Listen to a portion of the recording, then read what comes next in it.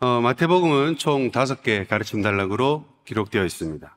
그리고 그 가운데 오늘 살펴볼 내용은 마지막 5번째, 우리가 흔히 감람산 강화 또는 설교라고 이야기하는 부분인데, 그 중에서도 오늘 본문은 가장 마지막 부분에 배치되어 있는 감람산 설교의 모든 내용을 정리해주고 있는 아주 중요한 그런 본문입니다. 내용이 기대되시죠? 네, 아멘을 해주셔야죠. 네, 그 내용을 기대감을 잔뜩 안고 한번 살펴보면 31절에 보면 이렇게 됩니다. 인자가 자기 영광으로 모든 천사와 함께 올 때, 즉 마지막 때죠. 이때가 되면 32절과 33절에 보면 모든 민족은 오른쪽과 왼쪽 그리고 양과 염소로 구분을 당하게 됩니다. 그리고 그 가운데 창세로부터 예비된 나라를 상속받는 무리는 바로 오른편에 있던 양이 상속받게 되죠. 상속의 근거는요 35절과 36절인데 다 같이 읽어보겠습니다. 시작. 내가 줄일 때에 너희가 먹을 것을 주었고 목마를 때에 마시게 하였고 나그네 되었을 때에 영접하였고 헐벗었을 때에 옷을 입혔고 병들었을 때에 돌보았고 옥에 갇혔을 때에 와서 보았느니라. 아멘. 네, 그럼 앞을 보시고요. 자, 이들이 나라를 상속받았습니다. 그죠? 근데 그 이유가 무엇입니까? 어려운 상황에 처한 사람들을 잘 도왔기 때문에라고 말하고 있습니다. 오늘 본문은 마태복음의 가르침들 중에서도 정말 중요한 그런 본문이라 말씀했는데 그 내용이 뭐라고요? 어려운 사람들을 잘 돌아보는 사람들에게 하나님의 나라가 주어진다. 그래서 다가온 2024년은 어려운 이들을 정말 열심히 잘 섬기시기를 주님의 이름으로 소원합니다. 아멘. 아멘 하면 안 됩니다, 여러분. 아니죠. 어려운 이웃들을 잘 돌아보면 천국에 들어갑니까? 아니죠. 구원은 어떻게 받습니까? 믿음으로. 그러면 하나님의 나라는 어떤 자들에게 주어집니까? 그 믿음을 통하여 구원받은 자들에게. 맞죠? 이것이 진리입니다. 그런데 오늘 본문, 그토록 중요하다는 이 본문은 왜 마치 이웃을 열심히 돌아본 사람들이 천국에 들어가는 것처럼 보여지게 기록되었을까요? 우리가 성경을 볼 때 성경을 오해하지 않기 위해서 반드시 기억해야 될 2가지가 있습니다. 첫 번째는 배경이 있다. 따라해 볼까요? 배경이 있다.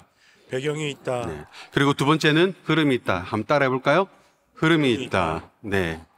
성경의 모든 본문들, 그 모든 본문들은 진공 속에서 주어지는 본문은 단 한 구절도 없습니다. 경영에 기록된 모든 내용들은 분명한 배경과 흐름을 가지고 주어지는 말씀들이고, 그렇기 때문에 그 부분에 대한 이해가 있을 때에 이 본문이 무엇을 우리에게 말씀하고 있는지를 명확히 알 수 있는 것인데요.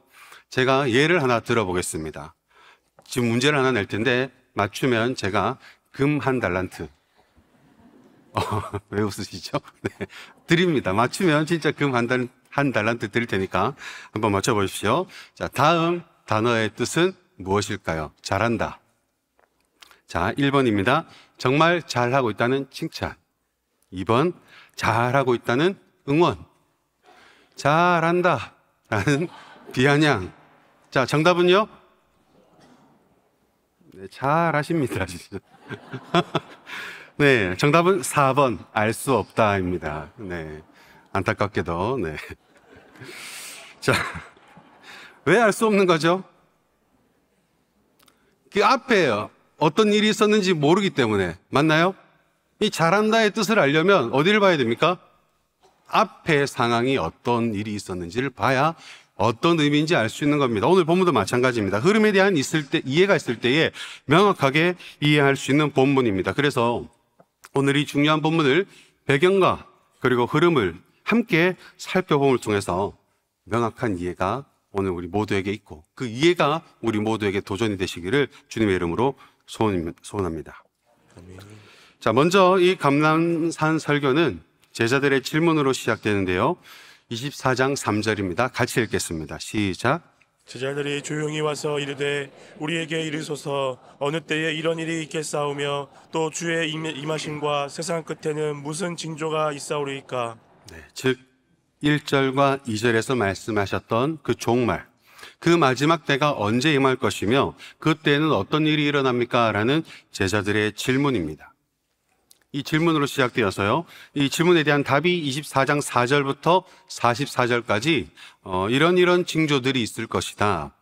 그러니 깨어있으라, 이렇게 예수님은 대답을 하십니다. 그리고 45절 이하로부터 오늘 본문에 이르기까지 총 4가지 비유를 들어서 설명하고 계시는데요. 그 비유들을 간략하게 조금씩 살펴보면 먼저 45절, 24장 45절에 보면 충성되고 지혜 있는 종이 되어 주인에게 그 집 사람들을 맡아 때를 따라 양식을 나눠줄 자가 누구냐라고 시작됩니다. 다들 여행 좋아하시죠? 안 좋아하십니까? 네, 여행은 다들 좋아하실 겁니다. 그런데 만약 낙타를 타고 광야에서 사막에서 한 3개월 정도 걷는 그런 패키지 여행이 있다면 여러분들은 가시겠습니까? 안 가죠. 저라도 안 갑니다. 마찬가지로 이 당시 장거리 여행은 즐거운 여행이 아니었습니다. 그러니 서로 안 가려고 하겠죠. 그러니 어떤 사람들이 주로 갔을까요? 하층민들, 상인들, 목자들, 이런 사람들이 주로 다녔습니다. 그러면 부자들은 장거리 여행을 아예 안 했는가? 하긴 했습니다. 언제 할까요? 자기보다 더 높은 사람, 왕이나 총독 이런 사람들이 부르면 자기가 무슨 수로 안 가겠습니까? 가야겠죠. 그렇기 때문에 이들, 즉 부자들의 장거리 여행은 대부분 나라를 넘어가야 되는 본국에서의 호출이었고, 그러다 보니까 이들이 한 번 여행은 짧아야 몇 달, 길게는 1년 넘게도 걸리는 그런 여행이었는데, 오늘 이 비유의 주인공이 그런 여행을 떠나게 된 것입니다.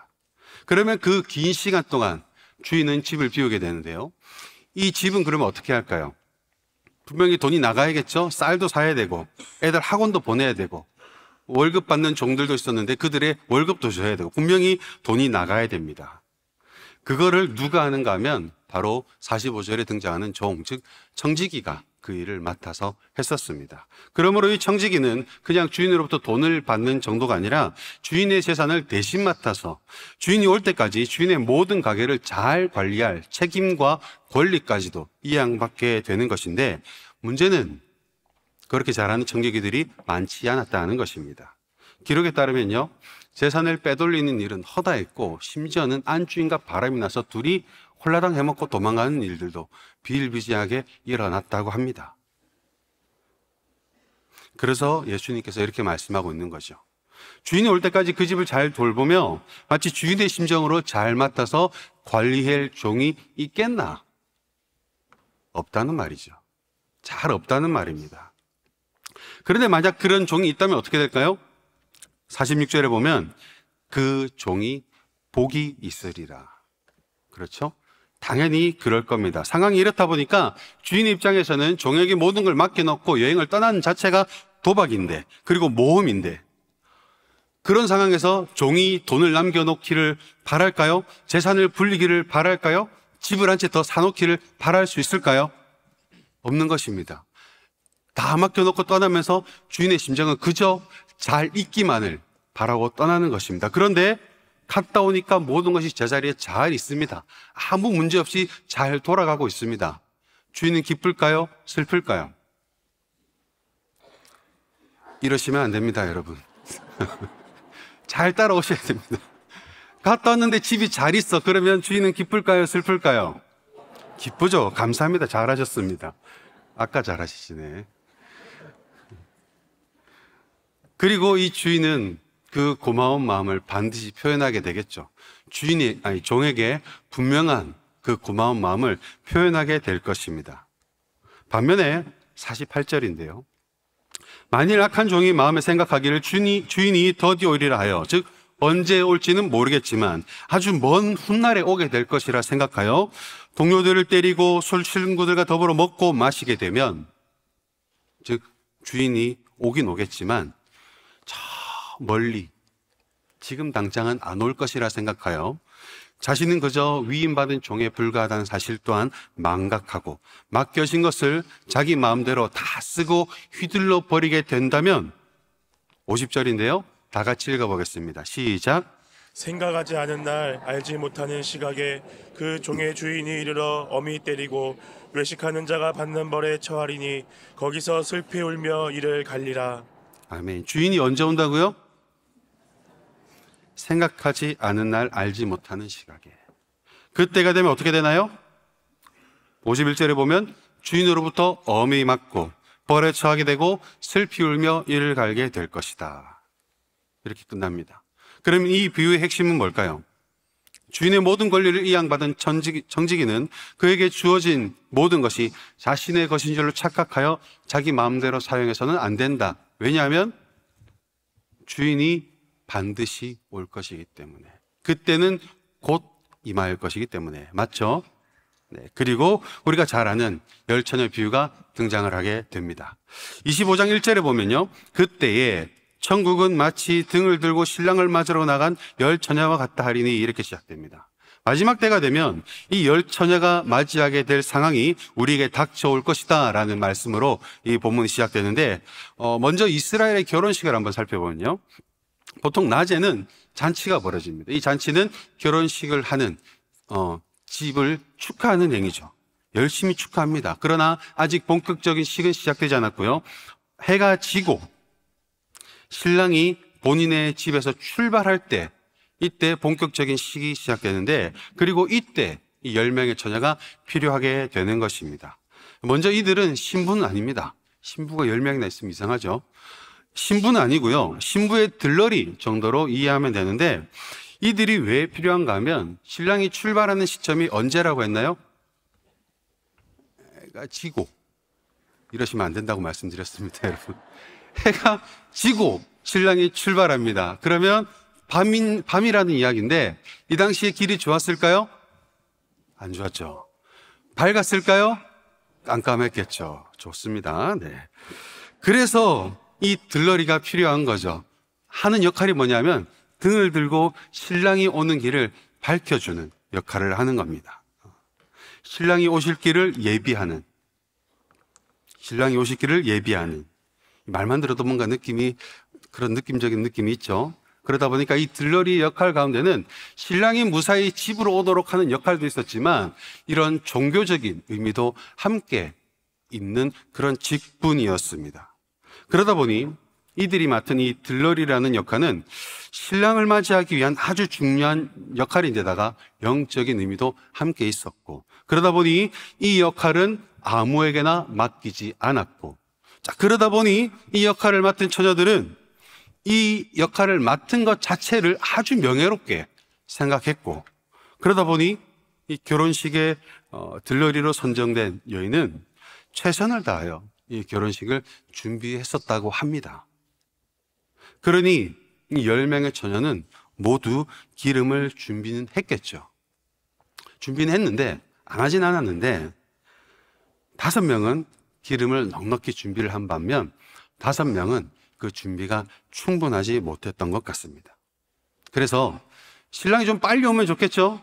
기름이 얼마 없으니까 빨리 오면 좋겠는데, 신랑은 계속 늦게 옵니다. 시간이 지나고 하는데 신랑이 안 와요. 그러다가 5절에 보면 이 10명의 처녀는 모두 깊은 잠에 빠져버리고 맙니다. 그런데 이때 저 멀리서 소리가 들립니다. 신랑이로다, 맞으러 나오라. 자, 이러면 누가 나가야 될까요?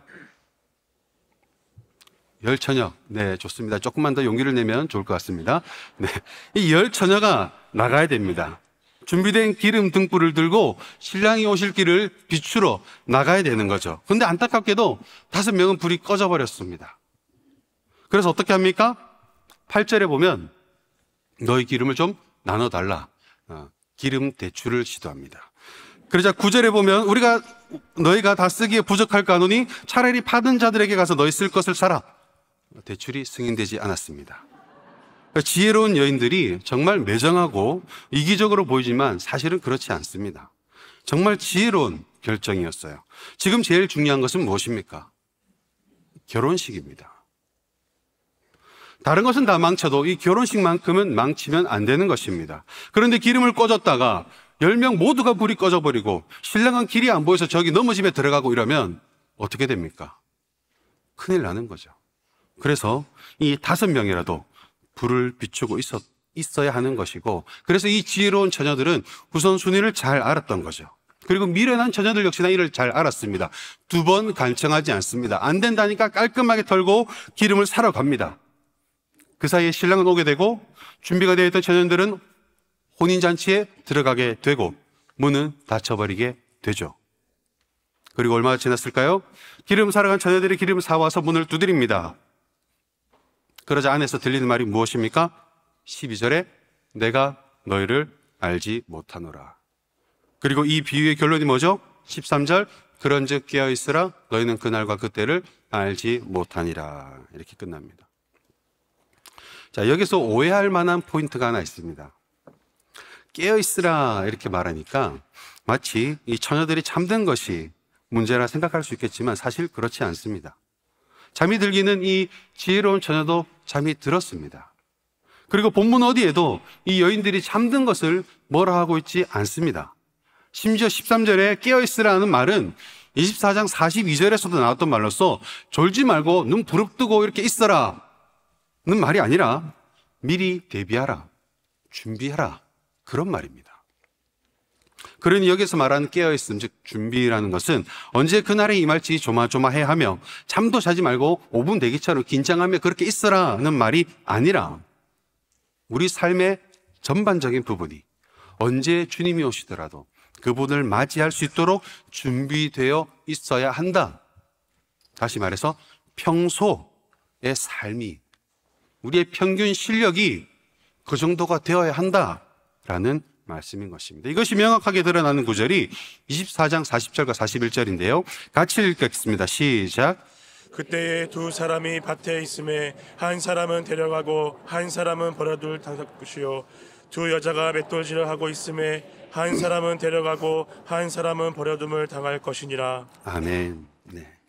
결국 우리는 주님이 언제 올지 모르지만 멀지 않은, 어쩌면 생각보다 가까운 시점에 반드시 오실 것을 기억함으로 우리 평소의 삶이 그날을 준비하며 살아가는 삶이 되어야 한다는 말씀인 것입니다. 그러면 이 10처녀 비유의 핵심은 무엇일까요? 그때에 후회하지 않도록 미리미리 충분하게 준비를 해 두라. 맞나요? 네. 그리고 세 번째로 역시나 잘 아는 달란트 비유인데요. 14절에 보면 또 어떤 사람이 타국에 갈 때에 그 종을 불러 자기 소유를 맡김과 같으니 이렇게 시작됩니다. 자, 그럼 이게 어떤 상황인지 아시겠죠? 첫 번째 비유와 똑같은 상황이죠. 주인이 타국에 가야 됩니다. 멀리 가야 되는 거죠. 그런데 다행스럽게도 이 집에는 믿고 맡길 만한 종이 3명이나 있었습니다. 그래서 이 주인은 각각의 재능대로 5달란트, 2달란트, 1달란트를 주고 길을 떠납니다. 그리고 19절에 보면요, 얼마인지는 알 수 없지만 오랜 시간이 지난 후에 주인은 다시 돌아와서 그들과 결산을 하게 되는데요. 여기서 한 가지 질문입니다. 주인이 달란트를 종들에게 주면서 얼마를 남기라고 했나요? 아니면 그냥 줬나요? 그냥 줬죠. 남기라고 안 했습니다. 이제 에이, 목사님 그래도 뭐 찍어 먹어봐야 된장인지 압니까? 척하면 척이지 라고 생각할 수 있겠지만 그렇게 보기 힘든 것이요, 이 결산이라는 단어의 정확한 의미는 남김에 대한 결산이 아닙니다. 어떻게 사용하였는가, 즉 사용 내역에 대한 결산을 뜻하는 말이기 때문입니다. 그러면 지금 주인이 하고 있는 결산은 이윤에 대한 결산이 아니라는 거죠. 주인은 거기에 아무런 관심이 없습니다. 다만 관심 있는 것은 그것을 받아서 이들이 어떻게 하였는가에 관심이 있는 것인데요. 결과를 볼까요? 16절과 17절에 보면 5달란트와 2달란트 받은 자는 각각 장사하여 5달란트와 2달란트를 남겼는데, 여기서 장사하여라는 말의 정확한 의미는 일하다, 노동하다입니다. 다시 말해서 달란트를 가지고 자신이 마땅히 해야 할 일들을 하다 보니까 각각 5달란트, 2달란트가 남았다는 말입니다. 자신들이 남겼다는 말이 아닙니다.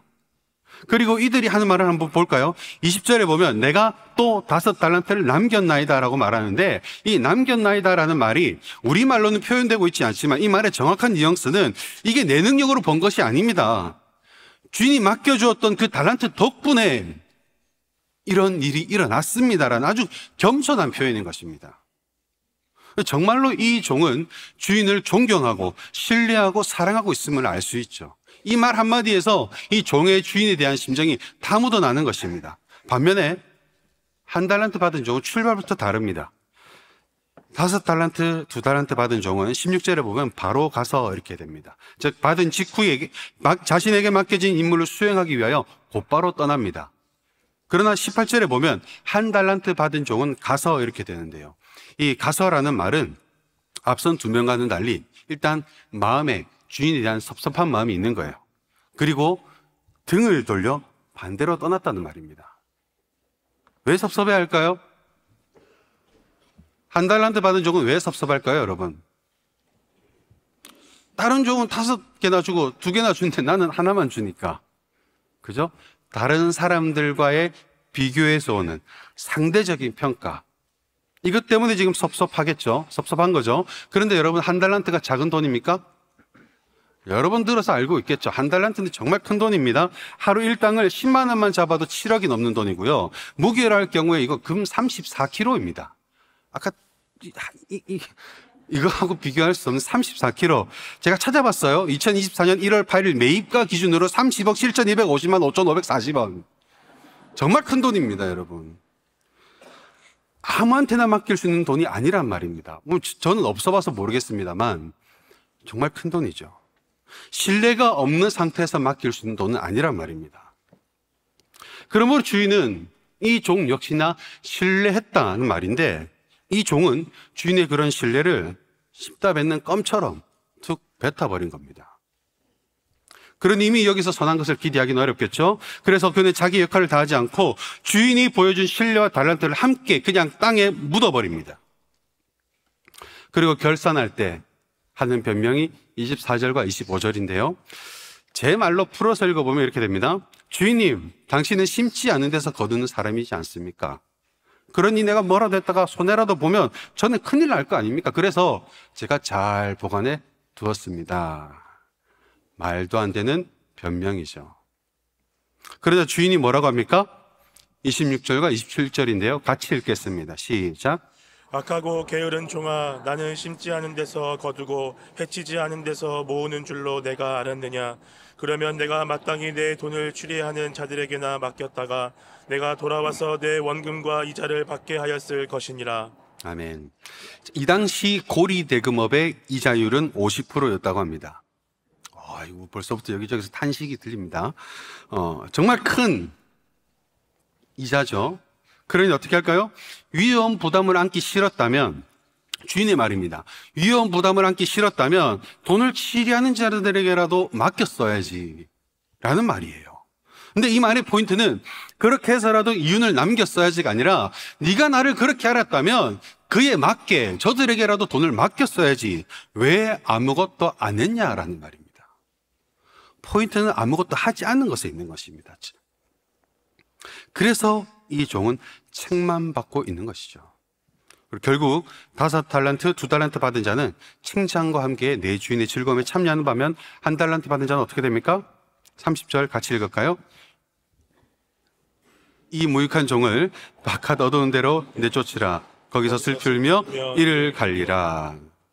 그러니 앞본문에 이어서 결국 우리가 해야 하는 준비란 주인으로부터 받은 것을 주인의 뜻에 맞게 합당하게 잘 사용하는 것. 맞나요? 네.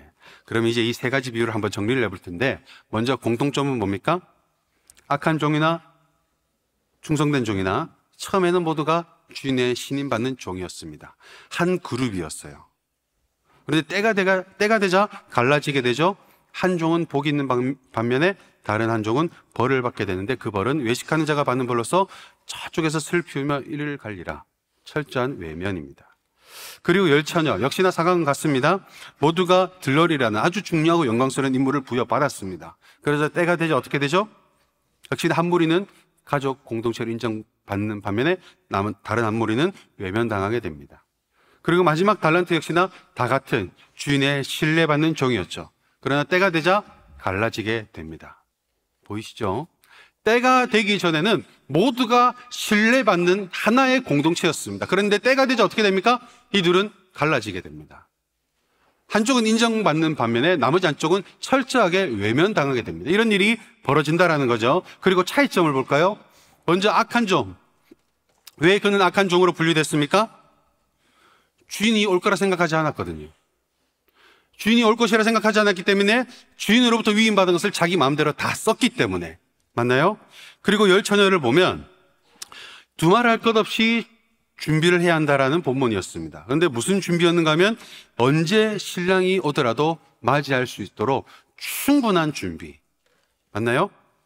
그러면 그 준비란 어떻게 해야 하는 것일까라는 이 질문을 남겨놓고 세 번째 달란트 비유를 보면요. 때가 되면 결산이 날을 올 텐데 그 날을 대비하기 위하여 받은 것을 주인의 뜻에 맞게 잘 사용해야 한다. 맞나요? 잘 따라오고 계시죠? 네. 즉, 이 비유들을 통하여 예수님께서 하시는 말씀의 흐름을 정리해보면 그때는 분명히 온다. 그래서 너희는 그때를 준비해야 한다. 그런데 그 준비란 너에게 주어진 것이 너의 것이 아니라 위임받은 것임을 기억하고 위임해준 자의 뜻에 맞게 잘 사용하는 것이다. 그렇지 않을 경우 어떻게 된다고요? 철저한 분리와 외면이 기다리게 된다가 되겠죠. 자, 그러면 이 흐름을 가지고 오늘 본문을 오래 걸렸습니다. 네. 오늘 본문을 한번 살펴보면 정말로 마지막 때가 도래하였습니다. 31절인데요. 도래하였고 앞 본문들에서 언급되었던 철저한 분리가 일어났죠. 양과 염소로. 그 가운데 양을 향한 결산의 내용은 34절인데 내 아버지께 복받을 자들아 이고요. 반면 염소를 향한 결산은 41절에 보면 저주를 받을 자들아 나를 떠나가라 이렇게 말씀하고 있습니다.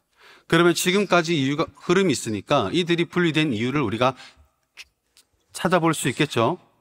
먼저 염소는 단순히 어려운 이웃을 돕지 않은 것이 아니라 마지막 때가 올 것이라 생각하지 않았고 그러다 보니 주인에게 받은 것을 주인의 뜻에 맞게 사용하지 않았고 오직 자기만을 위하여 마음껏 사용했기 때문에 맞겠죠?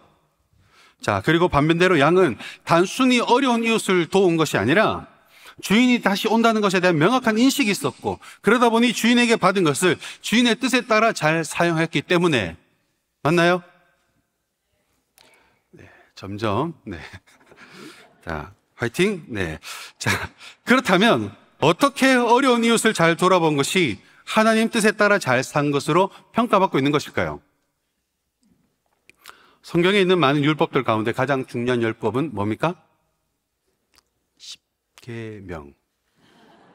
그죠? 네, 혹시나 다른 말씀하실까봐 놀랐습니다. 네. 십계명이라 할 수 있겠죠? 이 십계명은 크게 두 부분으로 나눌 수 있습니다. 1계명부터 4계명까지. 어떤 내용이죠? 하나님 사랑하라. 즉, 하나님과의 관계에서 반드시 지켜야 할 계명. 나머지 5번째부터 10번째까지 계명은 뭐죠? 이웃 사랑. 이웃과의 관계에서 지켜야 할 계명. 자, 또 성경에서 우리에게 가르쳐주고 있는 대표적인 기도문이 뭡니까? 주기도문. 네. 이 주기도문도 살펴보면 역시나 두 가지로 나눌 수 있습니다. 첫 번째부터 3가지 간구는 무엇에 대한 간구입니까? 처음 듣나요, 이런 이야기를? 하나님과 나와의 관계에서 필요한 간구들이잖아요. 있어야 될 모습들. 그리고 나머지는요? 사람과의 관계에서, 수평적인 관계에서 필요한 것들에 대한 간구. 오늘 본문만큼이나 중요한 산상순을 시작하고 있는 팔복도 한번 살펴보면 첫 번째부터 4번째까지 간구는 어떤 모습일까요? 하나님과의 나와의 관계에서 있어야 될 모습. 나머지는 자연스럽게 뭐가 되죠? 이웃과의 관계에서. 보이시죠? 확실하게 도장 찍기 위해서 하나만 더 볼까요? 마가복음 12장 29절부터 31절입니다. 다 같이 읽어보겠습니다. 시작. 첫째는 이것이니 이스라엘아 들으라. 주 곧 우리 하나님은 유일한 주시라. 내 마음을 다하고 목숨을 다하고 뜻을 다하고 힘을 다하여 주 너의 하나님을 사랑하라 하신 것이요. 둘째는 이것이니 내 이웃을 내 자신과 같이 사랑하라 하신 것이라. 이보다 더 큰 계명이 없느니라. 아멘. 지금까지 제가 무슨 이야기하고 있는지 아시겠죠? 먼저는 하나님을 뜨겁게 사랑해야 합니다. 이건 진리입니다. 바꿀 수도 없고 변할 수도 없고 뭐가 깎일 수도 없습니다. 그렇게 해야 되는 게 맞습니다. 그런데 이 사랑이 여기에서 멈춰버린다면 그 사랑은 진짜일까요? 여기서 멈출 수 없습니다. 하나님을 정말로 사랑한다면 절대로 여기서 멈출 수 없고 어디까지 흘러가는가 하면 이웃을 사랑하는 데까지 흘러갈 수밖에 없는 겁니다. 이거는 너무나 자연스러운 겁니다. 성경의 모든 가르침들이 이것을 이야기하고 있습니다. 그렇기 때문에 이웃을 내 자신처럼 사랑하고 아끼고 돌아보는 이런 모습은 어떤 모습이겠습니까? 그냥 착한 사람이 아니라 성화의 최종적 단계에 이른 모습이라 할 수 있는 것이죠. 양이 보여준 모습이 바로 그런 모습이라는 겁니다. 단순히 부러 이웃 돕기 얼마 한 것이 아니라 이 사람이 이미 하나님 충분히 사랑해요. 그 사랑이 거기에서 멈춘 것이 아니라 이웃에게까지 흘러간 모습으로 비춰지고 있는 것이죠. 그래서 37절 볼까요? 마태복음 25장 37절 같이 읽겠습니다. 시작. 이에 의인들이 대답하여 이르되 주여 우리가 어느 때에 주께서 줄이신 것을 보고 음식을 대접하였으며 목마르신 것을 보고 마시게 하였나이까. 자, 자신들이 그렇게 했다는 것을 알고 있습니까? 모르고 있습니까? 모르고 있습니다. 왜요? 여러분, 하루에 숨을 몇 번 쉬십니까? 왜 모릅니까? 숨 안 쉬십니까, 여러분? 우리 다 숨을 쉽니다. 하지만 몇 번 쉬는지 인지하지 못하고요. 심지어 우리는 숨을 쉰다는 인지 또한 없습니다. 그죠? 왜 그렇죠? 살아있다면 숨을 쉬는 것은 너무나 자연스럽고 당연한 행동이기 때문에. 마찬가지로 이 양들은 하나님을 마음을 다하고 목숨을 다하고 뜻을 다하고 힘을 다하여 사랑하였고, 그렇기 때문에 이들에게 이웃을 사랑하는 것은 너무나 자연스럽고 당연한 반응이기 때문에 내가 지금 이웃을 섬기고 있다는 인지가 필요하지 않은 겁니다. 이것은 너무나 자연스러운 행동인 겁니다. 마치 우리가 숨을 쉬는 것을 인지하지 못하는 것처럼 그들은 내가 지금 이웃을 돕고 있다, 아우 착해 라고 하지 않는 거죠. 숨을 쉬는 것만큼 자연스럽기 때문에. 그런데 재미있는 것은요, 44절을 한번 볼까요?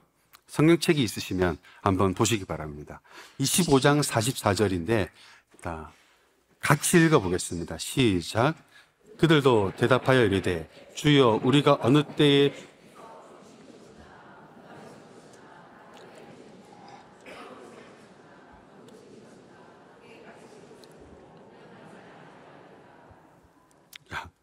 재밌죠?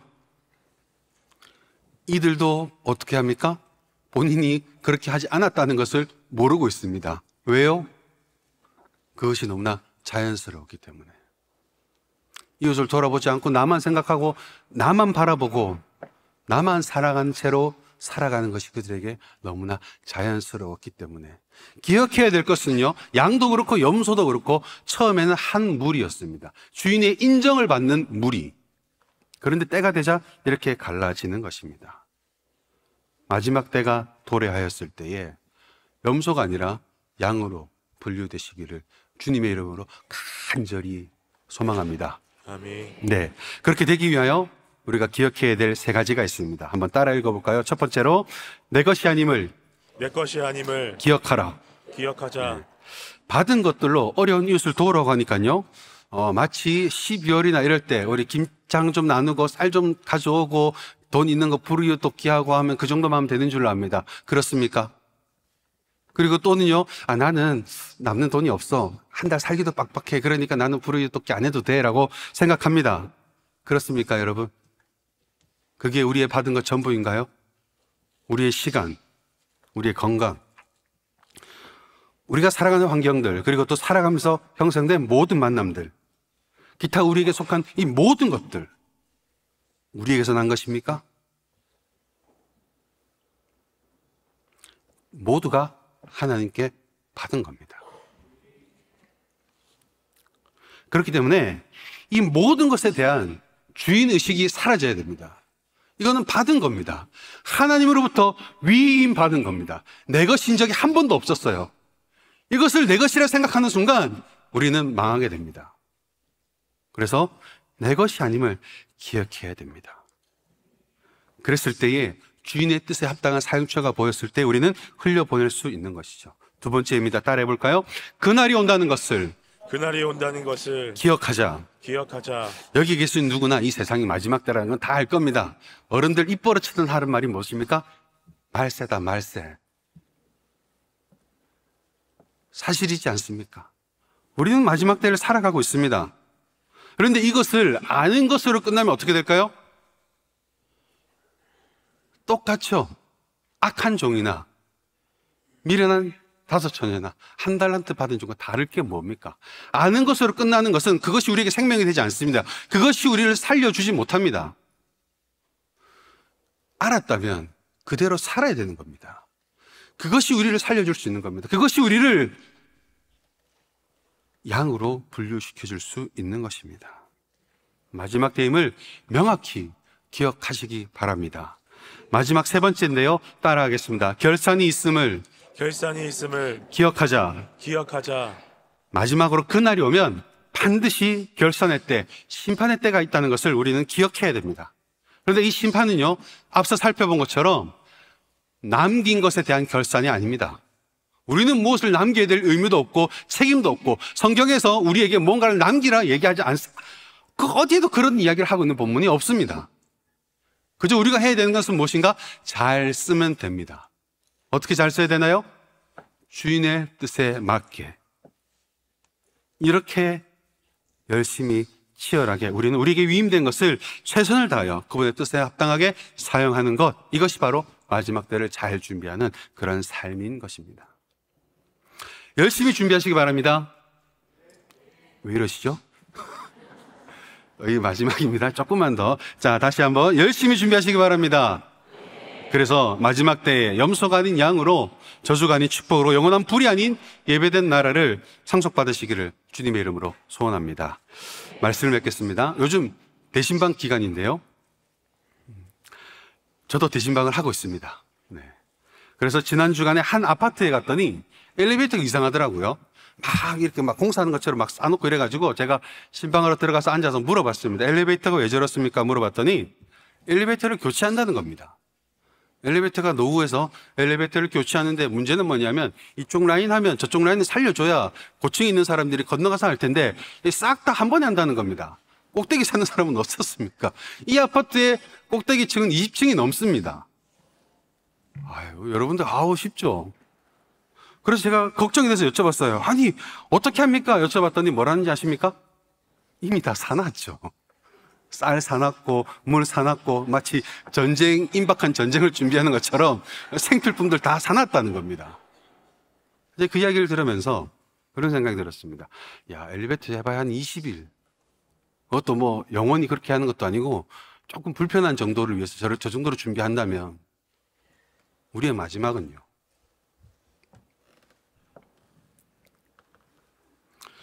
영원토록 끝도 없는 시간. 돌아올 방법도 없습니다. 철저한 외면을 대비하기 위해서는 어느 정도로 준비해야겠습니까? 히브리서 10장 37절에 보면 이렇게 말씀하고 있습니다. 잠시 잠깐 오면 오시리가 지체하지 아니하시리라. 우리는 지금 마지막 때가 임박한 시대를 살아가고 있습니다. 내년 아니 당장 내일이라도 주님이 오셔서 아무 이상할 것이 없는 그런 시대를 살아가고 있는 것이죠. 여러분의 준비 상태는 어떻습니까? 3가지를 잘 기억하시기 바랍니다. 그리고 그대로 살아내시길 바랍니다. 그래서 결산할 때에 외면당하는 것이 아니라 주인의 즐거움에 참여하는 아름다운 양들이 되시기를 주님의 이름으로 소원합니다.